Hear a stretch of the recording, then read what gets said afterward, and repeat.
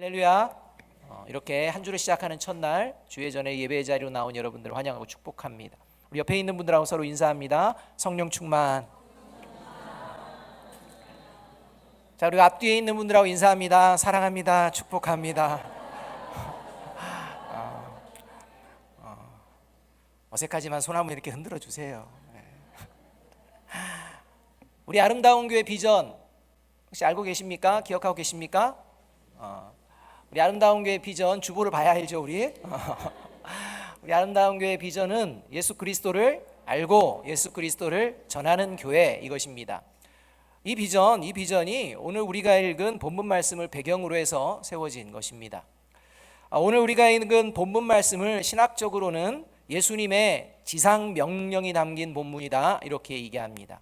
이 지상 명령이라는 이 뜻은 반드시 그리고 무조건 순종해야 할 최고의 명령이라는 의미를 담고 있습니다. 이 말씀, 이 본문, 이 명령을 단순히 선교와 전도에 대한 말씀만으로 적용해서는 좀 곤란합니다. 물론 선교와 전도에 적용할 수 있는 말씀입니다. 그런데 선교와 전도에만 적용하는 그런 말씀이 아닙니다. 왜냐하면 이 말씀은 최고의 명령이요, 그리스도인이라면 누구든지 순종하고 따라야 되는 명령이기 때문입니다. 그런데 실제 선교나 전도는 모두가 나갈 수 있는 건 아니지 않습니까? 그런 의미에서 이게 선교와 전도의 그러한 본문, 말씀의 배경 뒷받침해 주는 본문이지만 이게 선교와 전도만의 본문이다, 이렇게 생각하면 이제 문제가 생겨납니다.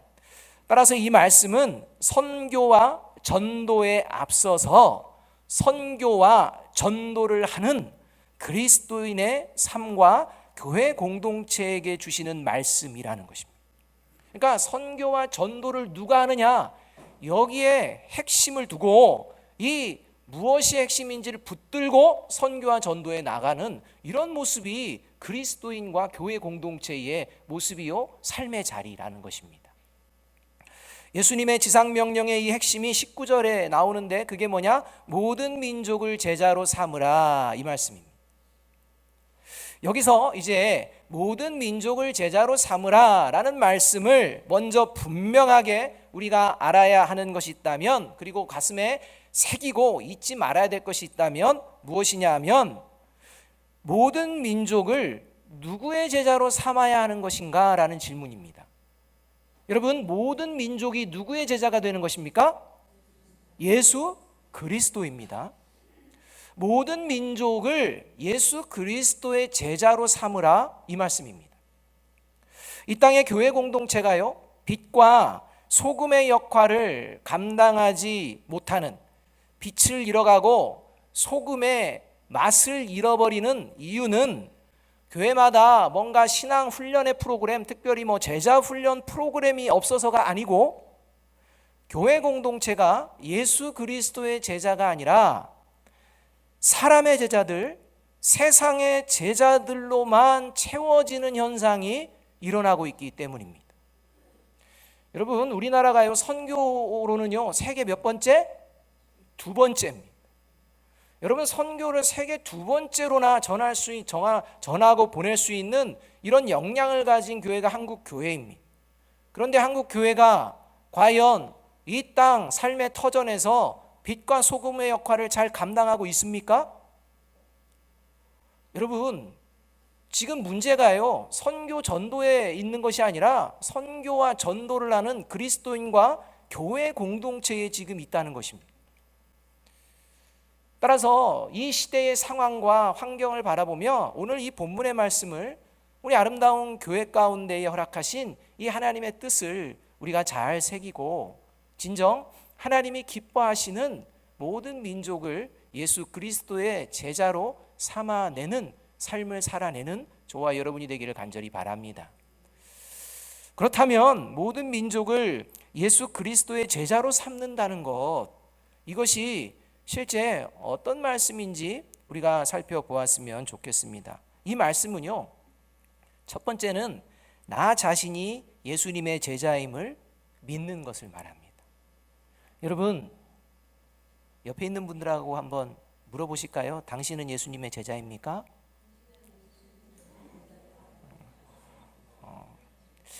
제 말이 좀 어눌해서 잘 못 알아듣으셨는데 다시 한번 옆에 있는 분들하고 한번 얘기해 봅니다. 당신은 예수님의 제자입니까? 자, 이제 대답해 주세요. 옆에 사람한테 대답해 보십시오. 여러분, 대답이 네, 저는 예수님의 제자입니다 라고 대답하십니까? 여기서부터 시작이라는 것입니다. 이렇게 예수님께서 나를 제자 삼아 주셨다라는 믿음은요, 뭘 얘기하냐면 예수님이 누구신지를 분명하게 알고 믿는다는 것을 얘기한다는 것입니다. 예수님이 누구신지도 모르고 대충 알면서 난 예수님의 제자야, 예수님의 제자로 살 거야, 이렇게 얘기하는 어리석음이 있어서는 안 된다는 겁니다. 예수님이 누구신지를 알고 분명히 믿기 때문에 나는 예수님의 제자입니다, 이렇게 이야기를 할 수가 있습니다. 예수님께서 누구신지를 분명하게 알고 믿는 자를 향해서 예수님께서 19절에서 말씀하고 계시는 것입니다. 어떻게 말씀하시느냐? 그러므로 너희는 가서입니다. 그러니까 지금 예수님께서 너희는 가서라고 이 세상 가운데에 보내시는 존재는 누구냐? 전제 조건이 뭐냐? 예수님의 제자라는 전제 조건이라는 겁니다. 예수님이 누구신지를 알고 믿는 자가 전제 조건이라는 것입니다. 예수님을 믿고 알지 못하는 존재한테 너 가라, 이런 말씀하지 않으십니다. 따라서 오늘 이 본문의 말씀은 누가 듣는 말씀이냐? 내가 예수님의 제자입니다 라는 고백하는 사람만이 들을 수 있고 그리고 살아낼 수 있는 말씀이라는 것입니다. 예수님께서는 예수님을 바르게 알고 믿는 제자들을 이제 세상 가운데 보내시며 그러므로 너희는 가서 이렇게 말씀하십니다. 그런데 이 말씀은요, 오늘 이 본문에서만 이야기하는 것이 아니라 이미 예수님께서 십자가에서 죽으시고 3일 만에 부활하신 뒤에 두려움 가운데 있는 제자들을 찾아오셨을 때 동일하게 하시는 말씀이라는 겁니다. 그게 요한복음 20장 21절 말씀입니다. 예수님께서 제자들에게 처음 부활하신 후 만난 뒤에 말씀하신 말씀입니다. 예수께서 또 이르시되 너희에게 평강이 있을지어다. 아버지께서 나를 보내신 것 같이 나도 너희를 보내노라. 그러니까 예수님께서 보내는 존재는 예수님의 제자들입니다. 예수님이 누구신지를 이제 믿게 되고 부활을 경험한 이런 존재들이라는 것입니다. 저와 여러분이 세상 가운데에 보냄을 받는다는 것, 이것은 예수님을 믿는 것과 아주 중요한 연관 관계가 있습니다.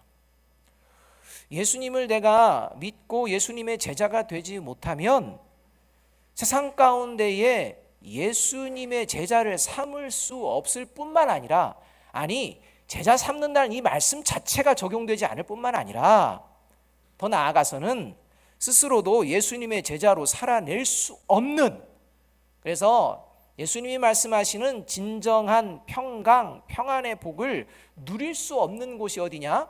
세상입니다. 그러니까 저와 여러분의 세상에 나간다는 게 그냥 나가면 되지가 아닙니다. 그리스도인들은요, 예수님의 제자는요, 세상이 어떤 곳인지를 분명히 안다는 것입니다. 예수님을 아는 만큼 세상이 어떤 곳인지를 분명히 알고 그리고 나갑니다. 그래서 너희는 가서라는 말은 예수님이 누구신지를 분명하게 알지 않으면 세상에서요 넘어지고 치이고 그냥 휩쓸려 살아가게 되어 있다는 것입니다. 여러분, 저와 여러분이 나아가는, 예수님의 제자들이 나아가는 세상, 이것에 대해서 예수님께서는 마태복음 10장 16절에서 말씀을 이렇게 하십니다. 같이 한번 읽어볼까요? 시작. 보라, 내가 너희를 보냄이 양을 이리 가운데로 보냄과 같도다. 그러므로 너희는 뱀같이 지혜롭고 비둘기같이 순결하라. 마치 너희는 가서 할 때 믿는 자들, 예수 그리스도의 제자들이 나아가는 세상, 그 세상은 뭐가 득실거린다? 이리가 득실거린다. 그리고 이 이리 가운데에 나아가는 그리스도인들은 어떤 존재다? 양과 같은 존재라는 거예요. 여러분, 상식적으로 이리가 넘쳐나는 곳에 양이 함께 있으면 그 양의 목숨은 어떻게 된 것입니까? 끝난 겁니다. 양은 살아남을 수가 없습니다. 이게 상식입니다. 근데 이 상식을 뒤엎는 말씀을 하고 계시는 것입니다. 너희는 양이다. 근데 가야 된다. 가라. 네가 가는 곳에 누가 있느냐? 이리가 있다. 이렇게 말합니다.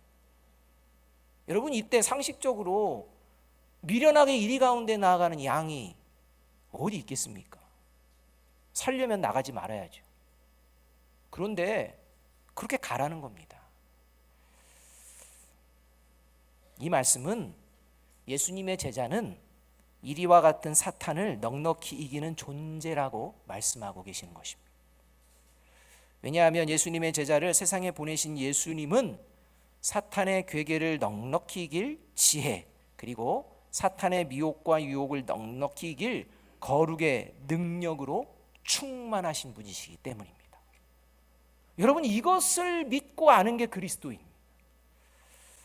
그런데 우리의 현실 가운데서는요, 예수님의 제자라고 믿고 그렇게 살아가려고 하지만 사탄의 괴계와 미혹을 이겨낼 능력을 의심하는 그리스도인들도 종종 있고 그 부류에 내가 속할 때도 있다는 것입니다.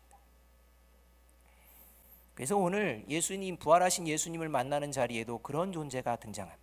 17절 말씀입니다. 17절 말씀은 이렇게 말씀합니다. 예수를 배웠고 경배하나 아직도 의심하는 사람들이 있더라. 여러분, 예수님의 부활하신 모습을 지금 보고 있습니다. 그리고 그 보면서 지금 경배합니다. 예배한다는 것입니다. 그런데 그렇게 예수님을 보고 예수님을 예배하고 있는 그 상황에서도 그 마음 가운데에 과연 죽은 사람이 부활한 것이 가능한 것인지 도저히 상식적으로 납득되지 않는 그런 마음, 그러한 의심의 마음을 갖는 사람들도 있다는 것입니다. 세상의 상식으로는 도저히 죽었다가 저렇게 살아날 수가 없는데, 그런데 살아났다고 하니 그게 죽은 것은 아니지 않아? 이런 생각, 어떻게든 그냥 세상적인 논리로 이 부활에 대해 설명하려는 이런 마음, 죽음과 부활을 온전히 믿지 않는 이런 마음, 이런 의심 말입니다. 이처럼 오늘 이 예배 자리에서도요, 이와 같은 의심을 가진 사람들이 있을 수 있다는 것입니다. 이걸 예수님께서 아셨습니다. 살다 보면요, 아주 좋은 사람만 만나면 얼마나 좋겠습니까? 살다 보면요, 내 마음을 힘을 주고 격려해주고 위로해주고 항상 도움이 되는 사람만 만나면 얼마나 좋겠습니까? 그런데 인생이 그렇지 않지 않습니까? 살다 보면 나를 괴롭히고 못 살게 구는 이런 사람들도 만나기도 합니다. 여러분, 그런 경험들 있으십니까? 혹시 그런 경험 가운데 지금 계시고 있는 분 계십니까? 잘 들으셔야 돼요. 이렇게 때로는 나를 괴롭게 하고 못 살게 구는 사람들이 있는데 이게요, 정도가 심해지는 경우도 있습니다. 이렇게 정도가 심해지면 이제 우리 마음 가운데 일어나는 생각이 있습니다. 그리고 막 그런 말을 하기도 합니다. 그게 뭐냐면, 왜 이렇게 나를 못 잡아먹어서 안달이냐, 이 말입니다. 나를 잡아먹으려고 그냥 작정을 했다라는 생각, 이 생각을 하게 된다는 것입니다. 여러분, 서로 못 잡아먹어서 안달난 모습, 이 모습을 미화해서 경쟁이라는 용어를 붙이기도 하는 곳이 바로 저와 여러분이 살아가는 세상이라는 것입니다. 이리의 본성을 가진 사탄에게 휩쓸려 돌아가는 이러한 세상 가운데 나아가는 삶의 모습 중에 이런 경쟁이라는 미명하에 서로 잡아먹으려고 하는, 잡아먹히지 않으려는 이런 모습이 넘쳐나는 곳이 바로 저와 여러분의 세상입니다.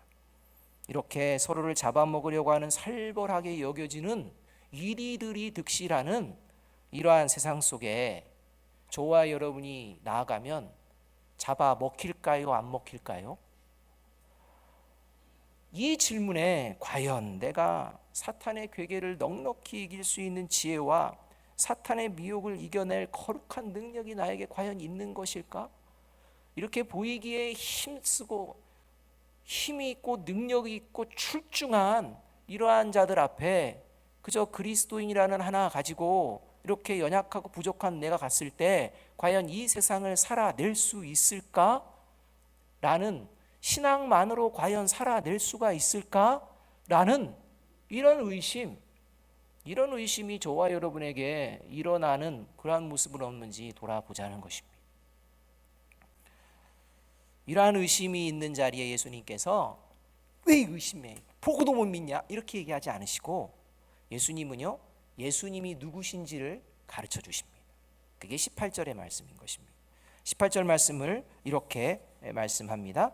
예수께서 나와 말씀하여 이르시되 하늘과 땅의 모든 권세를 내게 주셨으니. 너희들 앞에 있는 내가 누군지 분명히 알고 믿으라라는 것입니다. 예수님께서는, 하나님 아버지께서 예수님에게 하늘과 땅의 모든 권세를 주셨다고 선언하고 계십니다. 하나님 아버지께서 예수님께 주신 하늘과 땅의 모든 권세, 이걸 무엇인지 잘 요약한 말씀이 요한복음 5장 21절 22절에 나옵니다.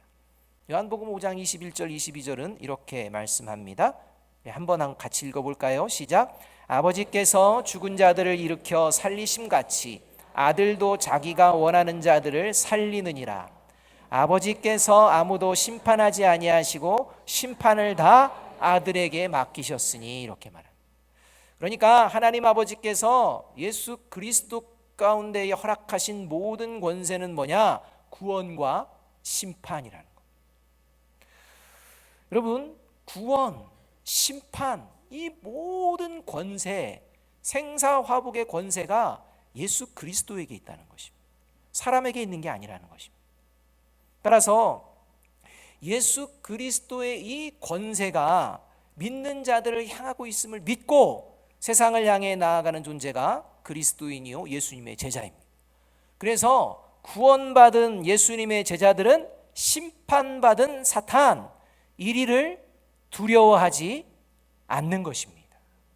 그래서 넉넉히 세상 안에서, 이리 안에서 살아내는 희한한 양들이 되는 것입니다.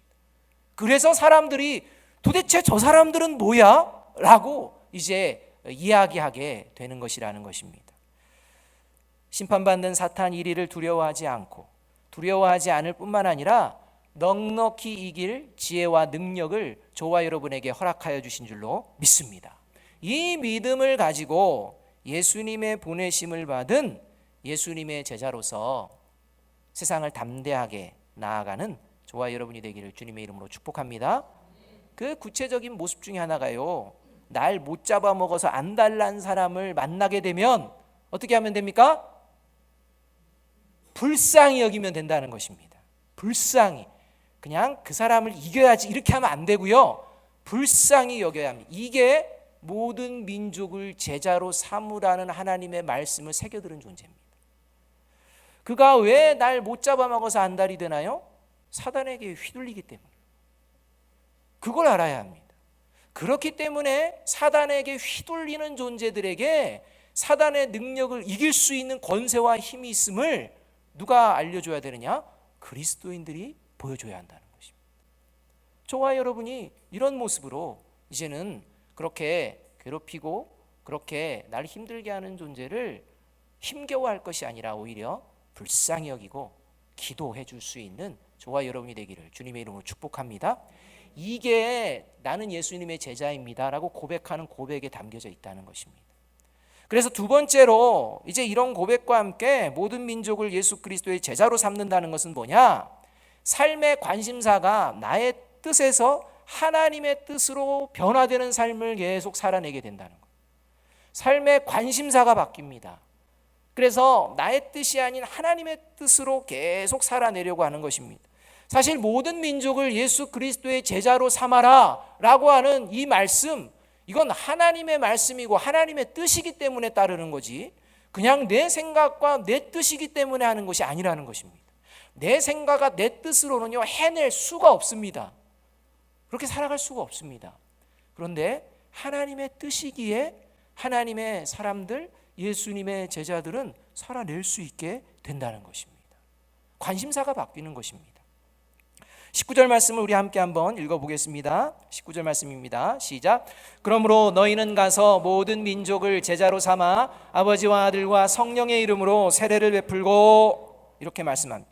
19절 말씀에 의하면요, 보냄을 받은, 이제 나는 예수님의 제자입니다 라고 믿는 자가 그러면 너 가라 라고 했을 때 예 가겠습니다 라고 해서 이렇게 보냄을 받는 그리스도인들이 모든 민족을 제자로 삼는 것과 관련한 구체적인 모습을 이렇게 말씀합니다. 아버지와 아들과 성령의 이름으로 세례를 베푸는 것이라고 말씀하고 있습니다. 그런데 이 말씀을 문자적으로 해석해서 그리스도인의 사명이 세례 베푸는 것이라는, 세례 베푸는 행위, 세례 받는 행위만을 강조하게 되면 이거는 본질에서, 말씀에서 벗어나게 된다는 것입니다.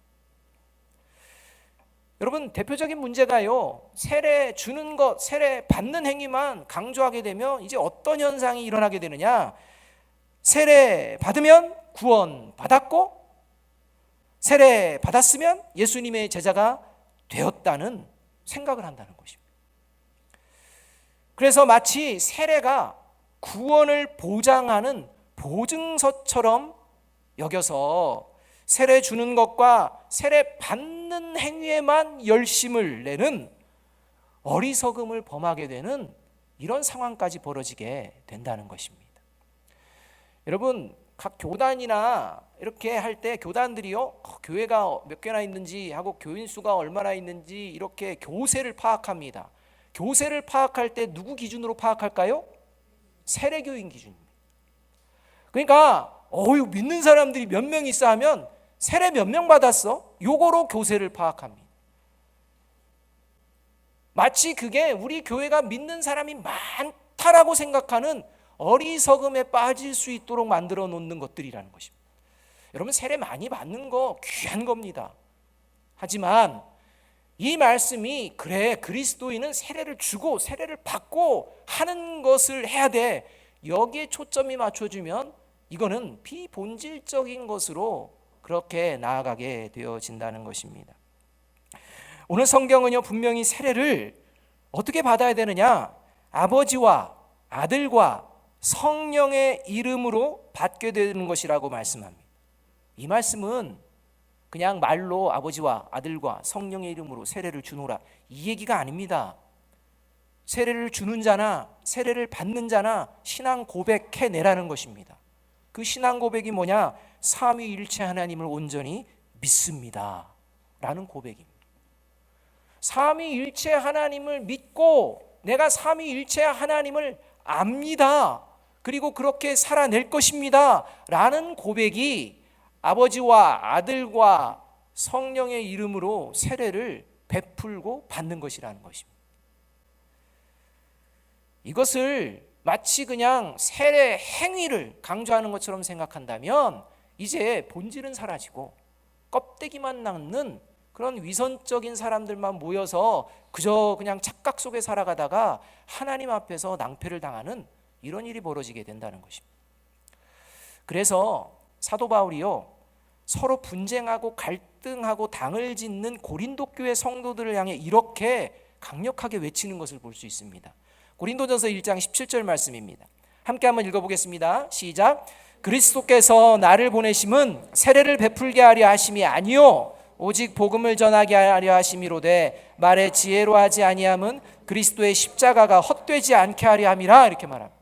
여러분, 오늘 분명히 예수님께서는 제자들에게 너희는 가서 세례를 베풀라, 이게 사명이다, 최고의 명령이다, 이렇게 얘기하는데 사도 바울은 뭐라고 합니까?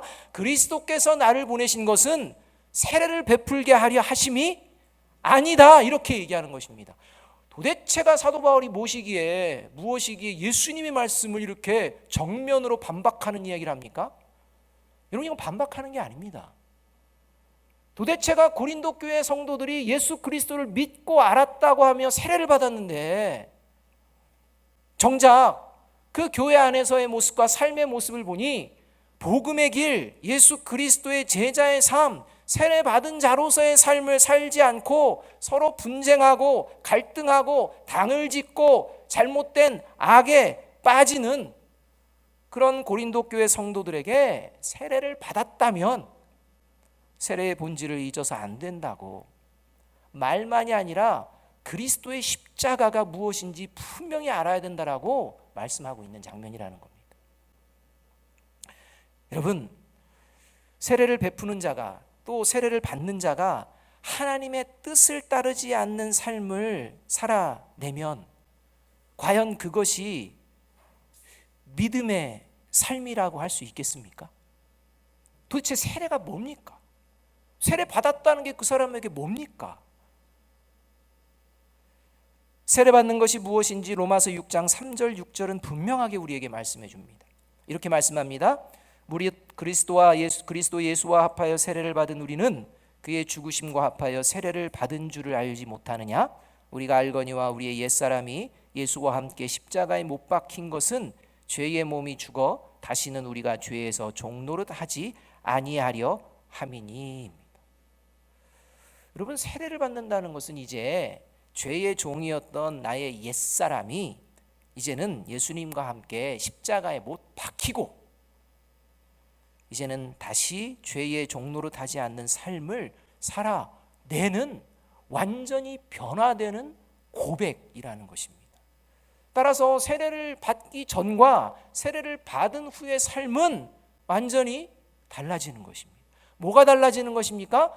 관심사가 달라진다는 것입니다. 그래서 갈라디아서 2장 20절은 이렇게 말씀합니다. 함께 한번 읽어볼까요? 시작. 내가 그리스도와 함께 십자가에 못 박혔나니 그런즉 이제는 내가 사는 것이 아니요 오직 내 안에 그리스도께서 사시는 것이라. 이제 내가 육체 가운데 사는 것은 나를 사랑하사 나를 위하여 자기 자신을 버리신 하나님의 아들을 믿는 믿음 안에서 사는 것이라. 아마 교회 생활했으면 신앙생활했으면 이거 거의 암송을 하실 것입니다. 여러분, 이 암송이요 사도 바울과 하나님과의 관계입니까? 아니지 않습니까? 여기서 내가는 누구를 얘기합니까? 예수 그리스도를 믿는 그리스도의 제자들입니다. 그 제자의 고백이라는 것입니다. 세례가 뭐냐? 이제 내가 나의 주인 되어 살아가는 존재가 아니라 이제는 예수님께서 하나님께서 나의 주인 되어서 이제 새롭게 살아가는 존재가 되었음을 고백하는 것. 그래서 이제는 내가 사는 것이 아니요 오직 내 안에 그리스도께서 사시는 것이라 이렇게 고백하게 된다는 것입니다. 따라서 삶의 관심사는 예수님의 관심이 나의 관심이 되어지는 것입니다. 그래서 나의 뜻이 아니라 언제나 하나님의 뜻을 생각하게 됩니다. 이걸 세상 사람들이 할 수 있습니까? 없습니다. 이 하나님의 뜻 어디에 담겨져 있습니까? 바로 하나님의 말씀인 살아 역사하시는 하나님의 말씀이 성경에 담겨 있습니다. 그래서 성경 디모데후서 3장 15절 17절은 이렇게 말씀하고 있는 것입니다. 15절 말씀이 이렇습니다. 또 어려서부터 성경을 알았나니 성경은 능히 너로 하여금 그리스도 예수 안에 있는 믿음으로 말미암아 구원에 이르는 지혜가 있게 하느니라. 이렇게 하며 이 성경을 가까이 하는 그리스도인들의 모습을 이제 구원에 이르는 이 지혜의 모습으로 얘기합니다. 그런데 어려서부터라는 표현을 씁니다. 여러분, 어려서부터라는 것은 실제적으로 문자적으로는 디모데가 어려서부터 외조모와 어머니를 통해 하나님의 말씀을 양육받았기 때문에 어려서부터라고 이야기합니다.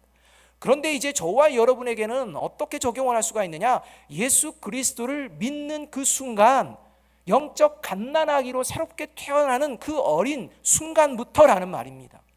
그러니까 예수 그리스도를 믿는 순간, 그 순간부터 그리스도인은 뭘 가까이 하느냐? 성경을 가까이 하게 되어 있다는 거예요. 그래서 어려서부터 이 성경을 가까이 하는 이러한 모습 가운데에 그리스도인은 어떻게 되어지느냐? 16절 말씀 같이 한번 읽습니다. 시작. 모든 성경은 하나님의 감동으로 된 것으로 교훈과 책망과 바르게 함과 의로 교육하기에 유익하니. 그래서 어떻게 살아가느냐? 17절입니다. 이는 하나님의 사람으로 온전하게 하며 모든 선한 일을 행할 능력을 갖추게 하려 함이라. 이렇게 말씀합니다. 여러분, 이러한 하나님의 말씀의 능력, 하나님의 말씀을 가까이에서 진짜 하나님의 제자됨의 모습을 보여준 초대교회 대표적인 교회가요 데살로니가 교회입니다.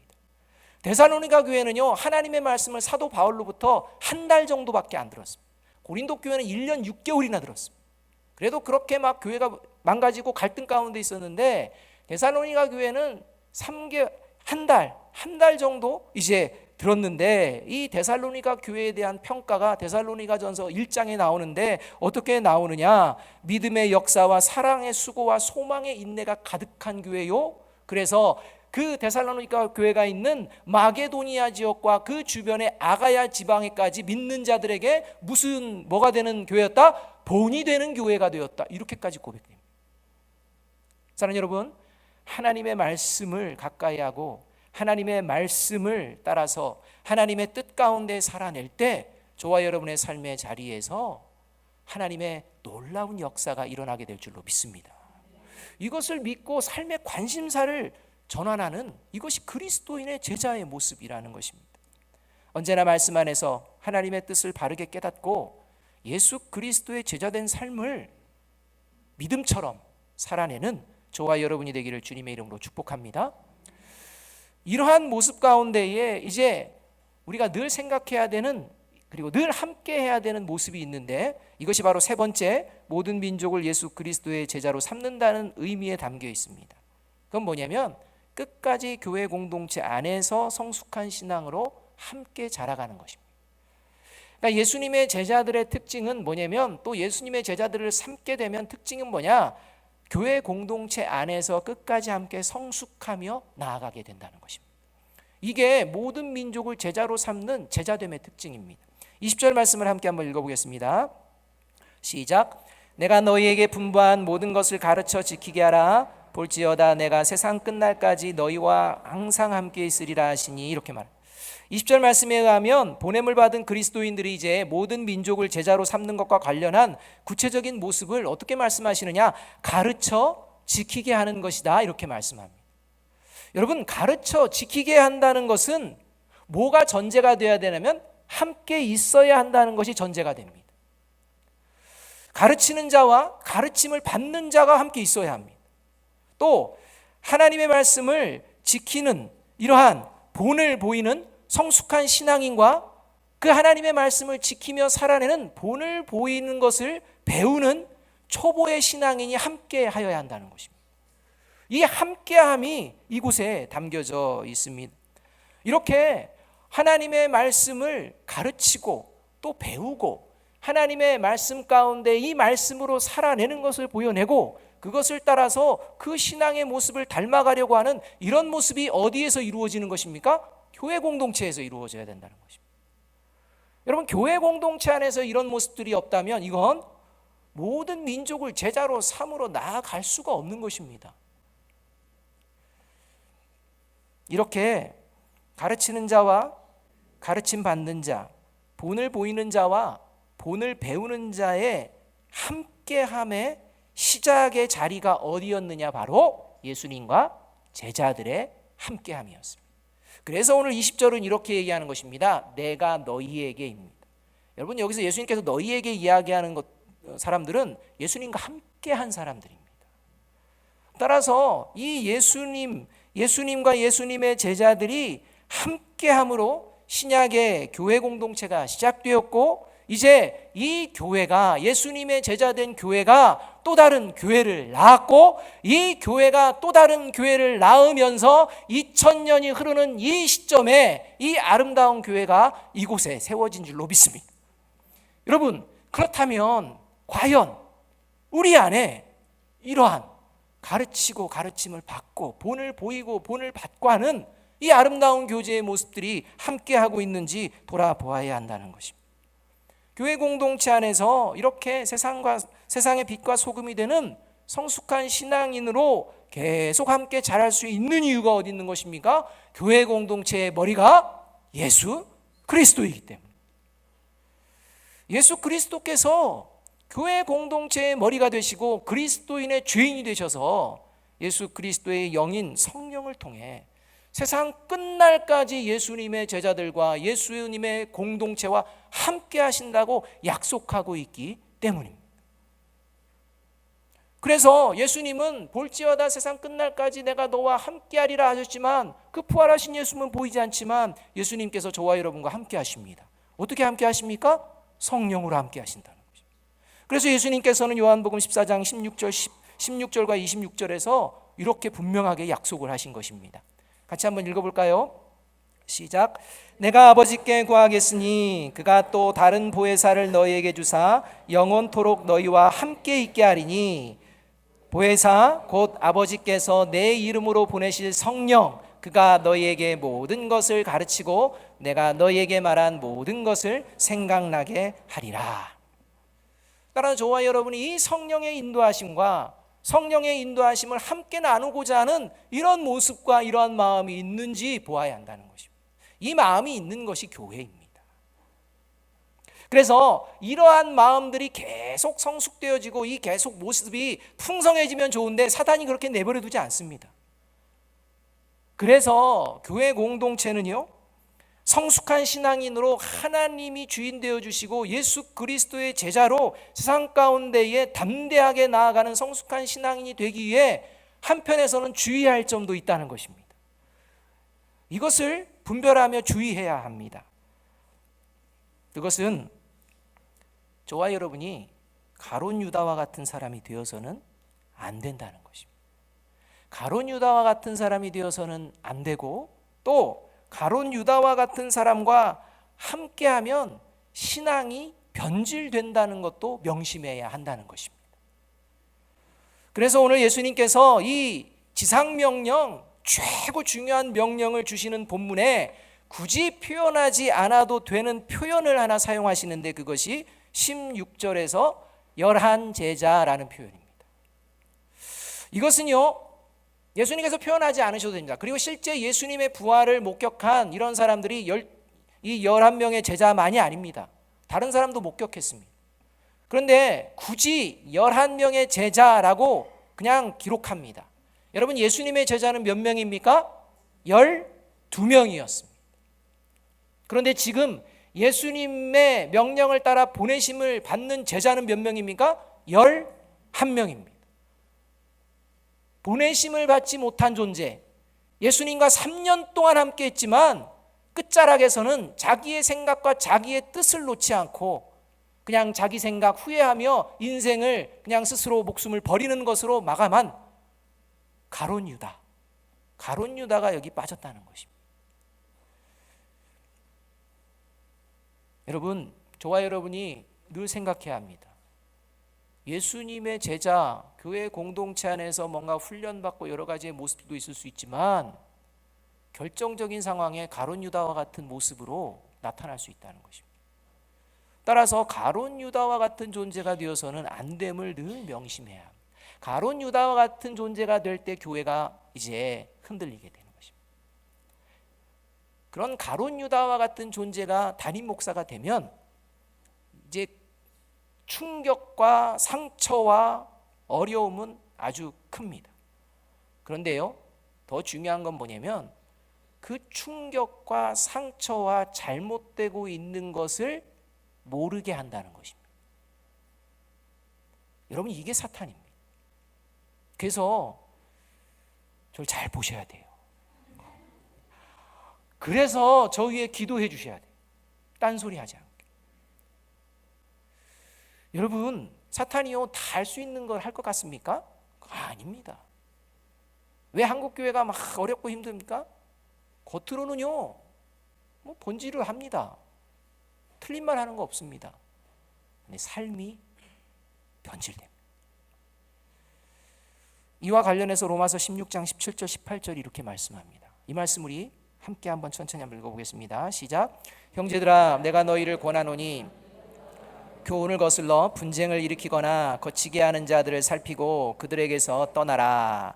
이 같은 자들은 우리 주 그리스도를 섬기지 아니하고 다만 자기들의 배만 섬기나니 교활한 말과 아첨하는 말로 순진한 자들의 마음을 미혹하느니라.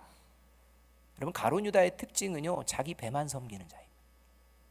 자기만을 생각하는 자입니다. 자기의 유익이 안 되면요 거침없이 행동합니다.